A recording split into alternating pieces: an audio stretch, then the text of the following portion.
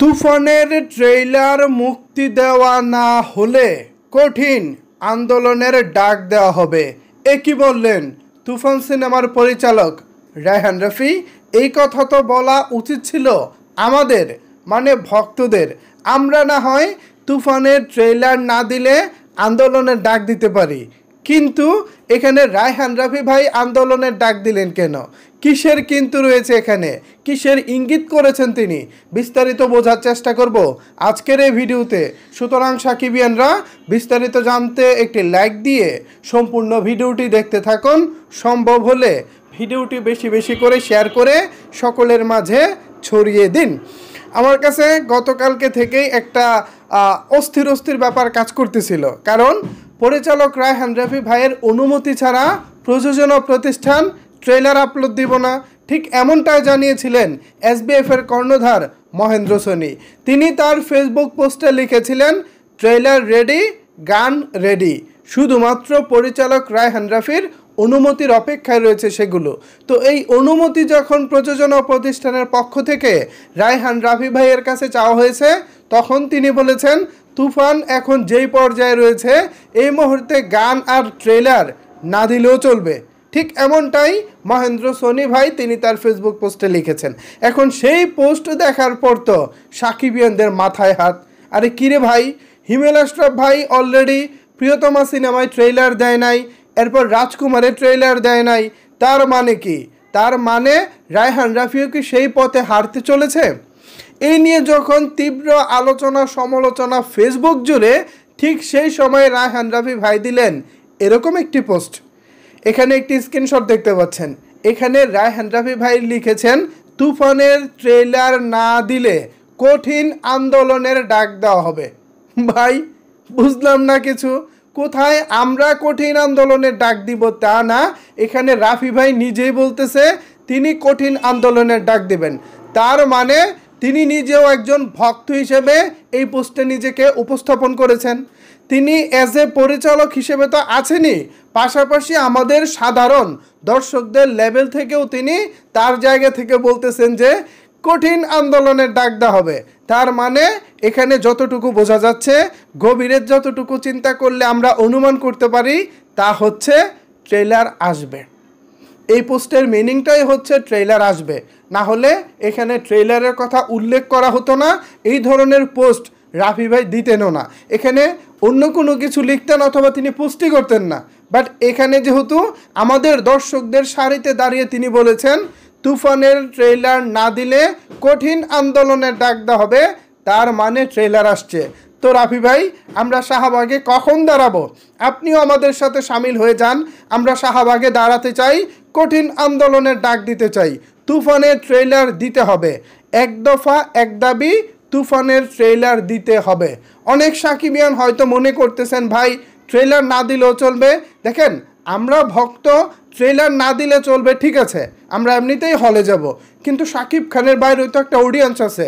তাদেরকে আকর্ষণ করতে গেলে, তাদেরকে হলে নিয়ে যেতে হলে কিন্তু ওই ট্রেলারটা ভাই লাগবে। এখন যদি আপনি বলেন যে না আমরা সাকিবিয়ানরা দেখলেই হবে, না, এটা আপনাদের ভুল ধারণা। কখনো কোনো জিনিস একা একা হয় না। আমরা বৃহত্তর ভক্তকুল, আমরা সংখ্যায় বেশি, সেটা ঠিক আছে। আমরা যে কোনো ছবির জন্য একটা প্লাস পয়েন্ট, কিন্তু not a big deal, not a big deal. খেয়াল করবেন কথাটা। আমরা বড় কোনো ফ্যাক্ট না, তবে প্লাস পয়েন্ট। আমরা অগ্রিম একটা প্লাস পয়েন্ট। সিনেমার দর্শক যদি হয় 100%, তাহলে আমরা একা সাকিবিয়ানরা আছি 50%। এখন বাকি 50% যদি এখানে আনতে পারেন, তাহলেই কিন্তু একটা সিনেমা হয়ে যায় ইতিহাস। যেমনটা আপনারা দেখেছেন প্রিয়তমার বেলায়। নিশ্চয়ই নিকট অতীতের এই রেকর্ডটি আপনাদের ভুলে যাওয়ার কথা না, নিশ্চয় মনে আছে। সুতরাং সাকিবিয়ানদের আলাদা একটা শক্তি আছে, আলাদা একটা পাওয়ার আছে, সেটা তো আছেই।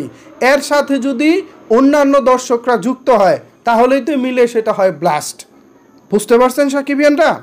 আপনারা আমরা সবাই তো আছি, পাশাপাশি যদি ওয়াইড যারা আমাদের বাইরে আছে তাদের থেকেও যদি দর্শক এখানে নিয়ে আসতে পারি, তাহলে সমস্যা কি?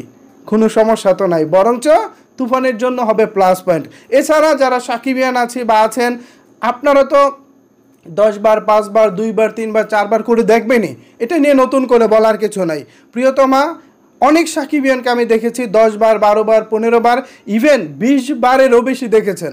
তার কাছে আমি একটিবার জিজ্ঞেস করছি ভাই কি ভাই এটার মধ্যে কি আছে, তখন সে বলেছিল ভাই সাকিব ভাই যে লাস্টের অভিনয়টা করছে ভাই হৃদয়ে গাইতে গেছে ভাই, এজন্য বারবার যাই। তো এরকমই ভক্ত মানেই হচ্ছে এরকম, তারা দেখবেই কিন্তু তাদের বাইরেও দর্শকের দরকার আছে। সো সেই জায়গা থেকে অন্যান্য দর্শকগুলোকে আনতে হলে অবশ্যই ট্রেলারের দরকার আছে। আমি যখন আমার ফ্রেন্ড সার্কেলের মধ্যে বসি বা আমার ফ্রেন্ড সার্কেলের মধ্যে আড্ডা দেই তখন কিন্তু আমি বলি যে শাকিব খানের একটা সিনেমা আসতেছে, এই ছবিটা আমরা হলে গিয়ে দেখব।